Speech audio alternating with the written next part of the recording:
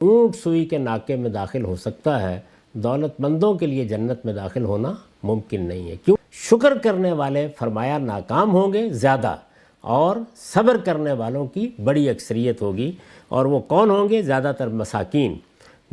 کہ اگر کوئی حساب کتاب کے لیے روک لیا گیا تو بس پھر پکڑا گیا۔ اسامہ بن زید رضی اللہ عنہ سے مروی ہے کہ نبی صلی اللہ علیہ وسلم نے فرمایا، میں جنت کے دروازے پر کھڑا ہوا تو کیا دیکھتا ہوں کہ اس میں داخل ہونے والے زیادہ تر مساکین ہیں، جبکہ مال دار لوگ حساب کتاب کے لیے روک لیے گئے ہیں۔ یہ مسلم کی روایت ہے، صحیح مسلم کی روایت ہے، اور اس کا حوالہ 4925 ہے، یہ رقم ہے اس کا جو آپ دیکھ سکتے ہیں۔ تو مسلم کی اس روایت میں رسول اللہ صلی اللہ علیہ وسلم کا غالباً یہ کوئی رویا ہے جو بیان کیا گیا ہے۔ ہمیں بہت سی روایتوں میں اس طرح کی چیزیں ملتی ہیں کہ میں جنت کے دروازے پر کھڑا ہوں، میں دوزخ کو دیکھ رہا ہوں، یا جنت میں نے فلاں چیزیں دیکھیں، یا دوزخ میں نے اس طرح کے لوگ دیکھے۔ تو ظاہر ہے کہ قرآن مجید سے یہ بات بالکل واضح ہے کہ ایک تو اس وقت جو برزخ میں معاملات چل رہے ہیں وہ بہرحال انسان مشاہدہ کر سکتا ہے، اور دوسرے کسی موقع پر اللہ تعالیٰ مستقبل میں پیش آنے والی کسی چیز کو ممثل کر کے دکھا دیتے ہیں۔ باقی جہاں تک اس جنت دوزخ کا تعلق ہے اس میں واضح کر دیا گیا ہے کہ اسی دنیا کو، یہ جو کائنات آپ کو نظر آ رہی ہے، اسی کو اللہ تعالیٰ اٹھائیں گے اور ایک نئی کائنات میں تبدیل کر دیں گے۔ یوم تبدل الارض غیر الارض والسماوات، اور پھر وہ جنت و دوزخ، وہ محشر کا میدان، وہ سب چیزیں وجود میں آ جائیں گی۔ تو نبی صلی اللہ علیہ وسلم ظاہر ہے کہ ابھی نہ جنت اس طرح سے برپا ہوئی ہے، نہ اس کے دروازے کھلے ہیں، نہ اس میں داخل ہونے والے، رکے جانے والے وہ آئے ہیں۔ تو یہ بالکل واضح ہے کہ ایک نوعیت کی رویا ہے، یعنی رسالت مآب صلی اللہ علیہ وسلم کو یہ حقائق دکھائے جاتے تھے، اور سبھی پیغمبروں کو دکھائے جاتے ہوں گے۔ حدیثوں میں بہت ذکر اس کا آتا ہے، قرآن مجید نے بھی یہ بیان کر دیا ہے کہ اس دنیا میں رسول اللہ صلی اللہ علیہ وسلم کی امت کو کیا نتائج پیش آنے والے تھے، یعنی آپ کے بعد جزیرہ نماء عرب پورا کا پورا ایک سلطنت میں بدل جائے گا، اس کے بعد روم و ایران کی سلطنتیں زمین بوس ہو جائیں گی، اور وہ فلسطین کہ جس کو بنی اسرائیل کا مرکز بنایا گیا تھا وہ بھی آپ ہی کے امت کے پاس آ جائے گا، اور پھر آپ کی امت یعنی بنی اسماعیل وہ اس دعوت کے علمبردار بن جائیں گے جس کے بنی اسرائیل، ان کے بھائی کم و بیش 2000 سال تک علمبردار رہے۔ تو اس میں بھی آپ کو ایک رویا دکھایا گیا جس کو ہمارے ہاں عام طور پر اسراء سے تعبیر کیا جاتا ہے، اس میں بھی یہ حقائق تھے جو آپ کو دکھائے گئے، گویا ممثل کر کے اللہ نے اپنی آیات دکھا دیں۔ تو یہاں پر یہ جنت و دوزخ بھی ہے، بہت سی روایتوں میں اس طرح کا ذکر ملتا ہے۔ اس میں کیا دیکھا آپ نے؟ آپ فرماتے ہیں کہ میں نے یہ دیکھا، فرمایا میں جنت کے دروازے پر کھڑا ہوں تو کیا دیکھتا ہوں کہ اس میں داخل ہونے والے زیادہ تر مساکین ہیں۔ بڑی خوشخبری ہے یہ۔ یہاں ہم دیکھتے ہیں کہ اللہ نے جو آزمائش برپا کی ہے اس میں بہت سے لوگ غربت کی چکی تلے پس رہے ہوتے ہیں، ان کے حالات ایسے ہوتے ہیں کہ آدمی بیان کرے تو بعض اوقات راتوں کی نیند ختم ہو جاتی ہے۔ انسانوں کو جو صورتحال یہاں پیش آتی ہے وہ کھاتے پیتے لوگ شاید اندازہ ہی نہیں کر سکتے کیا ہوتی ہے۔ ان کی عزت نفس، ان کے پیٹ کی ضروریات، ان کے رہنے سہنے کی ضروریات، ان کی آرام آسائش کی ضروریات، ان کے بچوں کے بارے میں جذبات، ظاہر ہے کہ اولاد پیدا ہوتی ہے، کون والدین ہیں کہ جو ان کے لیے خواب نہیں دیکھتے، لیکن لگتا ہے کہ کوئی امکان ہی نہیں اس کا۔ تو ایک مسکینی کی زندگی، ایک عاجزی اور درماندگی کی زندگی ہے جس میں بہت سے لوگ مبتلا ہوتے ہیں۔ تو اگر وہ لوگ اللہ تعالیٰ کی اس آزمائش کو سمجھ لیں اور یہ جان لیں کہ یہ ایک عارضی مہلت ہے، اس کا یہ مطلب نہیں ہے کہ وہ اپنے حالات بہتر بنانے کی جد و جہد نہ کریں، وہ تو ہر انسان کرتا ہے اور اس کا کرنا بھی اس کی ذمہ داری ہے، لیکن اپنی ساری کاوشوں کے باوجود اگر کامیابی نہیں ہوئی تو اس پر ایمان رکھیں کہ ایک دن اگر ان کا ایمان فی الواقع ایمان ہے اور اس ایمان کے تقاضے انہوں نے پورے کیے ہیں اور اپنے اخلاقی وجود کی حفاظت کی ہے تو وہ اپنے پروردگار کی بارگاہ میں پہنچیں گے تو جنت کے دروازے ان کے لیے کھول دیے جائیں گے۔ تو حضور نے فرمایا کہ میں نے دیکھا کہ زیادہ تر مساکین ہیں، یعنی جو لوگ کامیاب ہوئے اس آزمائش میں وہ ہیں کہ جن کو اللہ تعالیٰ نے صبر کی آزمائش میں ڈالا. شکر کی آزمائش میں ہونا تو یہ چاہیے تھا کہ زیادہ وہ کامیاب ہوں. اللہ نے دے دیا، نعمتیں دے دیں، بہت اچھے حالات دیے، قدم قدم پر اللہ تعالیٰ کا کرم ہوا، کوئی تکلیف نہیں آئی، آرام اور آسائش میں زندگی بسر کی، یہ سب کچھ مل گیا، لیکن شکر گزاری کا جذبہ نہیں پیدا ہوا، اللہ یاد نہیں آیا، غفلت میں پڑے رہے، ان سب چیزوں کو اپنا استحقاق سمجھ لیا، تو یہ وہ لوگ ہیں کہ جو ناکام ہو جائیں گے. تو کامیابی اصل میں یہ نہیں ہے کہ آپ کو ایسے امتحان میں ڈالا گیا جو بہت آسان لگتا ہے، ساری نعمتیں دے دی گئیں، ان میں شکر کرنا ہے. شکر کرنے والے فرمایا ناکام ہوں گے زیادہ، اور صبر کرنے والوں کی بڑی اکثریت ہوگی. اور وہ کون ہوں گے؟ زیادہ تر مساکین، جبکہ مالدار حساب کتاب کے لیے روک لیے گئے.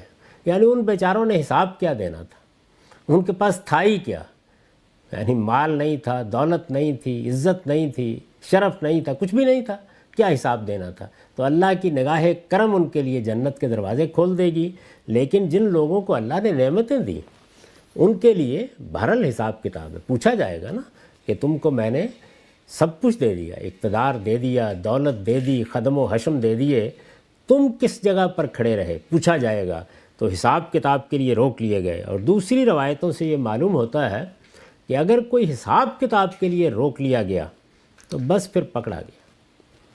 شاید اسی چیز کو سامنے رکھ کر سیدنا مسیح علیہ السلام نے یہ فرمایا تھا کہ اونٹ سوئی کے ناکے میں داخل ہو سکتا ہے، دولت مندوں کے لیے جنت میں داخل ہونا ممکن نہیں ہے. کیوں؟ ظاہر ہے کہ اس سے استکبار پیدا ہوتا ہے، بے نیازی پیدا ہوتی ہے، اپنی صلاحیتوں پر اعتماد پیدا ہوتا ہے. انسان اپنی جو کچھ بھی کامیابیاں ہیں ان کو اپنی محنت کا ثمرہ سمجھنے لگ جاتا ہے. تو یہ چونکہ حادثہ ہو جاتا ہے لوگوں کے ساتھ، تو اس کے نتیجے کو سامنے رکھ کر رسالت مآب صلی اللہ علیہ وسلم نے لوگوں کو توجہ دلائی ہے کہ مجھے جب جنت دکھائی گئی تو میں نے یہ دیکھا، یعنی اس کے دروازے پر میں کھڑا ہوں، میں کیا دیکھتا ہوں؟ جیسے ہم رویا دیکھتے ہیں، خواب دیکھتے ہیں. ظاہر ہے ہمارے رویا تو ہمارے نفس کی تمثیلیں بھی ہوتی ہیں، اس میں شیطان بھی در اندازی کرتا ہے، لیکن پیغمبروں کے رویا برحق ہوتے ہیں. اس میں اللہ تعالیٰ ان کو بعض حقائق دکھاتے ہیں تاکہ وہ اپنی قوموں تک ان کو پہنچائیں، ان کو انذار کریں، ان کو بتائیں کہ اللہ تعالیٰ کے حضور میں پیشی کے لیے کیا کرنا ہے. تو اس روایت میں جو حقیقت ہمیں بتائی گئی ہے وہ یہ ہے کہ مسکینی ہے، حالات خراب ہیں، کرو جد و جہد ان کو بدلنے کے لیے، اپنے دنیا کے حالات کو ٹھیک کرو، تمہیں اس کے لیے عقل دی گئی ہے، تمہیں اس کے لیے تدبیریں بتائی گئی ہیں.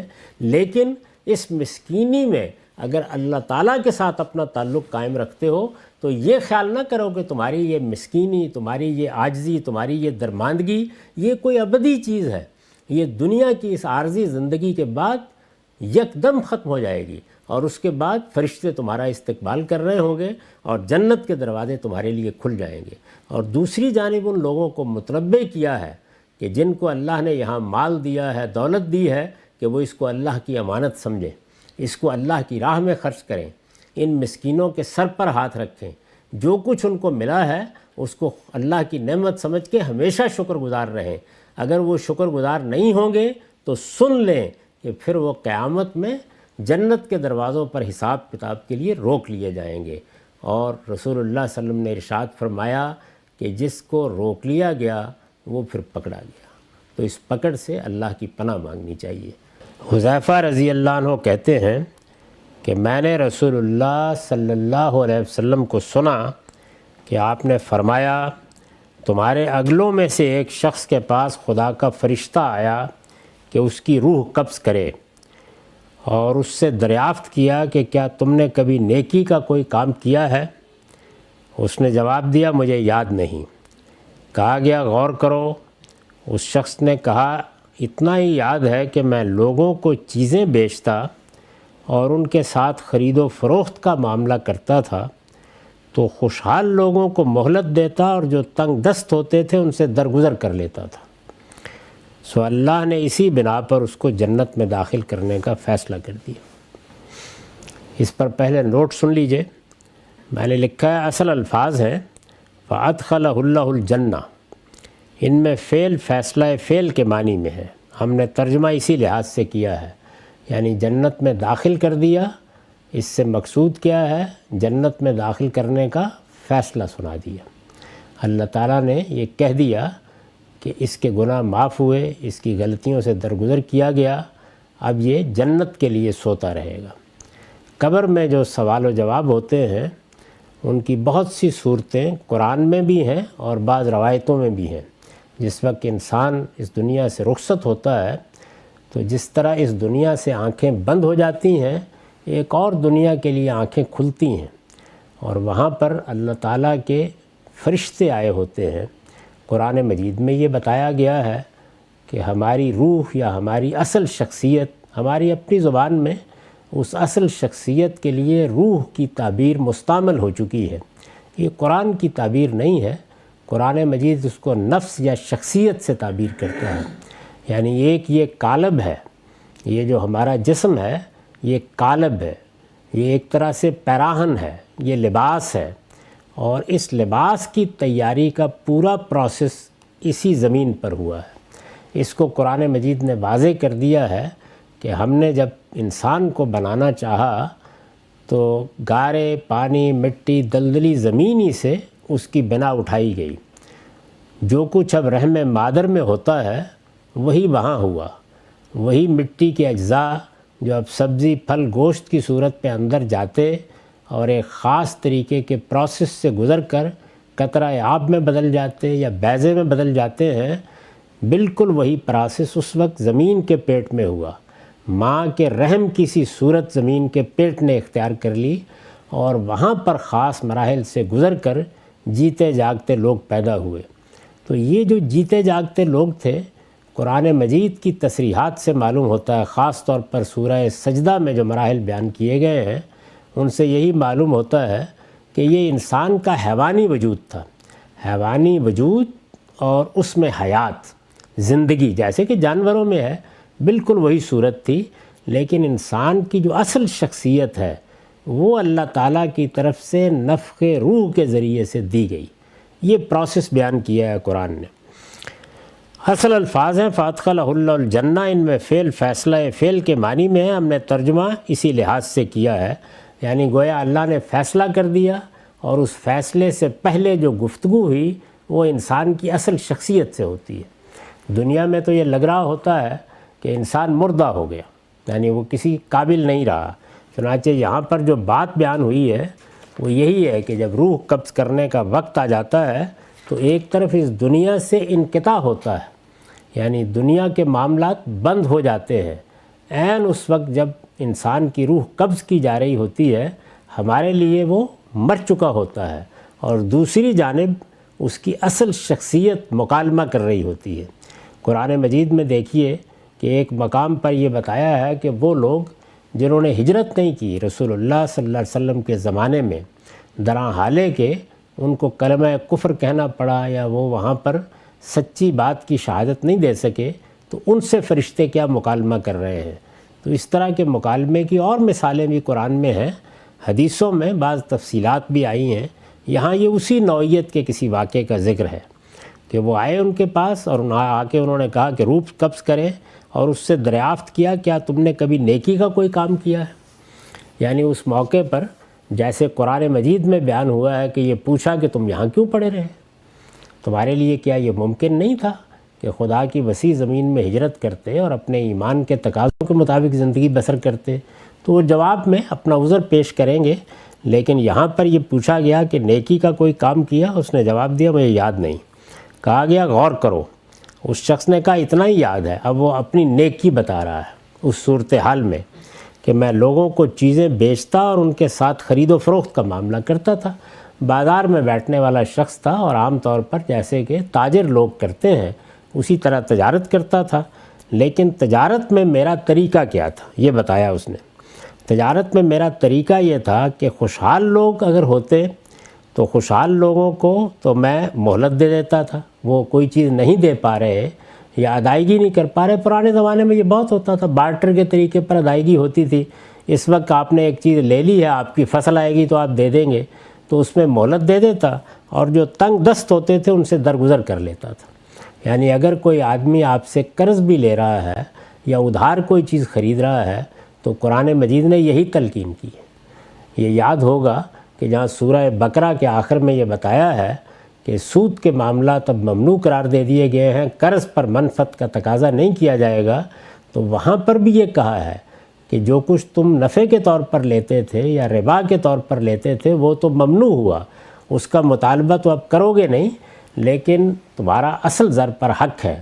اصل زر کے معاملے میں بھی اگر کوئی تنگ دست ہے تو اس کو مہلت دو، یعنی فنظرۃ الی المیسرہ، یعنی اس کو مہلت دو۔ تو یہاں پر بھی وہی بات کہی اس نے کہ خوشحال لوگوں کو مہلت دیتا، اور جو تنگ دست ہوتے تھے اس نے آگے بڑھ کے کہا ان سے درگزر کر لیتا تھا، یعنی ان کو معاف کر دیتا تھا، ان سے مطالبہ ہی نہیں کرتا تھا۔ یہ اتنی بڑی نیکی شمار ہو گئی کہ اللہ تعالیٰ نے اس پر جنت میں داخل کرنے کا فیصلہ کر دیا۔ یہ روایت کا متن ہے، روایت میں جو بات بیان ہوئی ہے وہ یہ ہے۔ اس پر میں نے مزید لکھا ہے، اس طرح کی چیزیں انبیاء علیہم السلام کو بالعموم رویا میں دکھائی جاتی ہیں، یعنی یہ کیا معاملہ ہوا، یہ واقعہ کیا ہوا۔ ظاہر ہے کہ جو واقعہ ہو رہا ہے یہ ایسا تو نہیں ہے نا کہ لوگوں نے دیکھا پھر انہوں نے دیکھ کر روایت کر دیا، رسالت مآب صلی اللہ علیہ وسلم تک اس کی اطلاع پہنچی۔ اس طرح کے واقعات پیغمبروں کو رویا میں دکھائے جاتے ہیں، خواب کی صورت میں یہ چیزیں دکھائی جاتی ہیں۔ جن لوگوں کی روایات پر نظر ہے وہ یہ جانتے ہیں کہ اس طرح کے بہت سے رویا حقائق کو واضح کرنے کے لیے، بعد میں کیا معاملات ہوتے ہیں ان کو بتانے کے لیے گویا ایک تصویر کی طرح سامنے آتے رہتے ہیں، اور جب پیغمبر ان کو بیان کرتے ہیں تو خود ان کے لیے بھی وہ اذعان کا باعث بنتے ہیں، اور لوگوں کو بھی نصیحت کرنے کے لیے پیغمبر کی زبان سے جب یہ باتیں نکلتی ہیں تو حق ہوتی ہیں، ان کا اثر ہوتا ہے۔ چنانچہ اس طرح کی چیزیں عام طور پر رویا میں دکھائی جاتی ہیں، اور ان سے کسی برائی سے اجتناب یا نیکی اختیار کرنے کی ترغیب مقصود ہوتی ہے۔ ان سے کبھی وہ نتائج نہیں نکالنے چاہیے کہ اچھا اس کے عام اعمال کیا تھے، کیا بخش دیا گیا، کیا چھوڑ دیا گیا۔ یہ گویا ایک تصویر ہوتی ہے جس میں کسی نیکی کو یا کسی رویے کو نمایاں کرنا مقصود ہوتا ہے۔ مطلب کیا ہے؟ مطلب یہ ہے کہ ایمان و اسلام کے بعد، یعنی یہاں یہ بات ظاہر ہے ماننا پڑے گی کہ ایمان بھی ہے، اسلام بھی ہے، وہ حقائق کو تسلیم کرتا تھا، بندہ اگر ظلم و عدوان اور فواحش کے ارتکاب جیسے بڑے گناہوں سے بچتا ہے، یعنی اس کے ہاں نیکی کا اتنا پہلو نہیں تھا، لیکن اگر بڑے بڑے گناہوں سے، جیسے کہ قرآن کہتا ہے کہ یجتنبون کبائر الاثم والفواحش، بڑے گناہوں سے بچتا ہے، تو اب کوئی نیکی آ گئی سامنے، کوئی خیر کا کام آ گیا، لوگوں کو نقصان نہیں پہنچایا، کسی کے ساتھ زیادتی نہیں کی، کسی کی حق تلفی نہیں کی، کسی شرک کا ارتکاب نہیں کیا، تو ایمان پر کھڑے ہوئے شخص کی نیکی پوچھی جا رہی ہے۔ تو اس نے کہا کہ ہاں یہ نیکی تھی، اور اس طرح کی ایک نیکی بھی بعض اوقات اللہ تعالیٰ کے ہاں بڑے اجر کا باعث بن جاتی ہے۔ بڑے گناہوں سے بچتا ہے تو اس نوعیت کی کوئی ایک نیکی اور اس پر مداومت، یعنی نیکی کرنا پھر اس پر قائم رہنا، مداومت بھی اس کو جنت میں لے جانے کا باعث بن سکتی ہے۔ اس کو اللہ کی رحمت سے بعید نہیں سمجھنا چاہیے۔ تو اس سے جو چیز قرآن مجید کی روشنی میں واضح ہوتی ہے وہ یہ ہے کہ ایمان و اسلام کے ساتھ آدمی کو بڑے گناہوں سے بچنا چاہیے، اس کے بعد نیکی کرنا، نیکی صبح و شام کرنی چاہیے، چھوٹی سے چھوٹی نیکی کو بھی حقیر نہیں سمجھنا چاہیے، لیکن بعض اوقات ایک نیکی بھی انسان کے لیے اتنے بڑے فیصلے کا ذریعہ بن جاتی ہے۔ تو اگر کسی جگہ سے ایک آپ نے چھوٹی سی کانٹے کی ٹہنی بھی اٹھانی ہے تو اس کو بھی حقیر مت سمجھیں، نیکی ضرور کریں۔ یہاں یہ ایک بڑی نیکی کرتا تھا کہ غریبوں کے معاملے میں درگزر سے کام لیتا تھا۔ وآخر دعوانا الحمدللہ رب العالمین۔